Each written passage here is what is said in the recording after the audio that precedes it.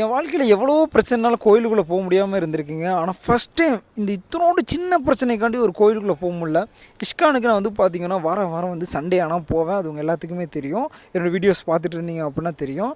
So அப்படி தான் வந்து பார்த்தீங்க அப்படின்னா போன வாரத்தில் நான் வந்துட்டு கோவிலுக்கு வந்துட்டு போயிட்டோம். நானும் இன்னொருத்தரும் போனோம். அவர் வந்து பார்த்தீங்க அப்படின்னா அவர்கிட்டையும் கையில் அமௌண்ட் இல்லை, எங்கிட்டையும் கையில் அமௌண்ட் இல்லை. பட் ஆனால் எங்கள்கிட்ட ஜிபேயில் அமௌண்ட் இருக்குது. சின்ன விஷயங்க, அதனால என்னால் போக முடியல. அப்படிங்கும்போது தான் ரொம்பவே கஷ்டமாக இருந்துச்சு. ஸோ வந்து நாங்கள் வந்து இங்கேருந்து ஜாலலியா மெட்ரோ ஏறி வந்து பார்த்தீங்க அப்படின்னா மகாலட்சுமியில் இறங்கியாச்சு. அங்கே போயிட்டு வந்து பார்த்தீங்க அப்படின்னா கரெக்டாக செப்பல் வந்து கழட்டி வைக்கிறதுக்கு ஒரு பேமெண்ட் ஏரியா இருக்கும். அந்த சைடில் வந்து பார்த்திங்கன்னா நம்ம சும்மா நார்மலாக செப்பல் கழட்டி விடுற மாதிரி ஒரு இடம் இருக்கும். ஸோ நான் வந்து எப்போதுமே என்ன பண்ணுவோம் அப்படின்னா கையில் வந்துட்டு கேஷ் வச்சிருக்க மாட்டேன். ஸ்ட்ரெயிட்டாக போய் இங்கே செப்பலை கழட்டி விட்டு ஸ்ட்ரெயிட்டாக போகிறது தான். அந்த மாதிரி தான் சிஸ்டம் எதுவும் மாற்றிட்டாங்களாட்டுருக்கு. நானும் செப்பல் போட்டு போயிட்டேன்.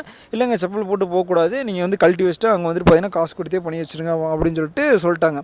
ஸோ நானும் ஸ்ட்ரெயிட்டாக வந்துட்டு என்ன பண்ணிட்டேன் அப்படின்னா அங்கே போயிட்டு ஜிபே வேறு இல்லை, எங்கள்கிட்ட கையில் கேஷும் இல்லை. ஐயோ என்னடா பண்ணுறது அப்படின்னு சொல்லிட்டு அதுக்கப்புறம் தான் வந்துட்டு சரி ஒவ்வொருத்தட்டையாக கேட்டுட்ருக்கேங்க. கன்னடத்தில் வந்து எல்லாத்துட்டையும் கதறி கதறி கேட்டுட்ருக்கேன்.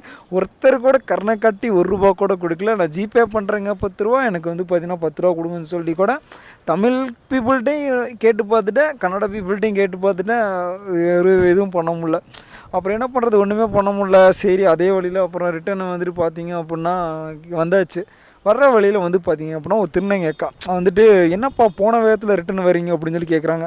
அக்கா ₹10 காசு இல்லைங்கக்கா, ஜிபேயில் இருக்குது, ஆனால் போக முடியல அப்படின்னு சொல்லிட்டு சொன்னோம். அப்போதைக்கு அந்த அக்கா வந்து டக்குன்னு கருணைப்பட்டு இந்தாப்பா ₹10 வச்சுக்கோங்க அப்படின்னு சொல்லிட்டு கொடுத்தாங்க. பட் ஆனால் இல்லை வேண்டாங்க்கா, நாங்கள் மறுபடியும் போகிறதா இல்லை, மறுபடியும் ரிட்டன் ஏறி நாங்கள் போகிறோம் அப்படின்னு சொல்லி சொன்னோம். அங்கே வந்து கோயிலுக்கு போக முடியலன்னு சொல்லிட்டு நாங்கள் ஒரு வருத்தத்தில் வந்துட்டுருக்கோம். இங்கே வந்து பார்த்தீங்க அப்படின்னா அது வந்து ஏதோ ஒன்று தெரில சாட்டிஸ்ஃபை மாதிரி ஆயிடுச்சு அவங்க அந்த ₹10 கொடுத்ததில்.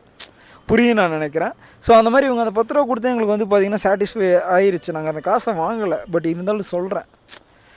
இந்த மாதிரி ஏதாச்சும் இன்சிடென்ட் உங்களுக்கு நடந்திருக்கு அப்படின்னா மறக்காம கீழே கமெண்ட்டில் சொல்லுங்கள். ஓகே, இதே மாதிரி ஒரு வீடியோஸ் பார்க்க சப்ஸ்கிரைப் பண்ணி வச்சுங்க.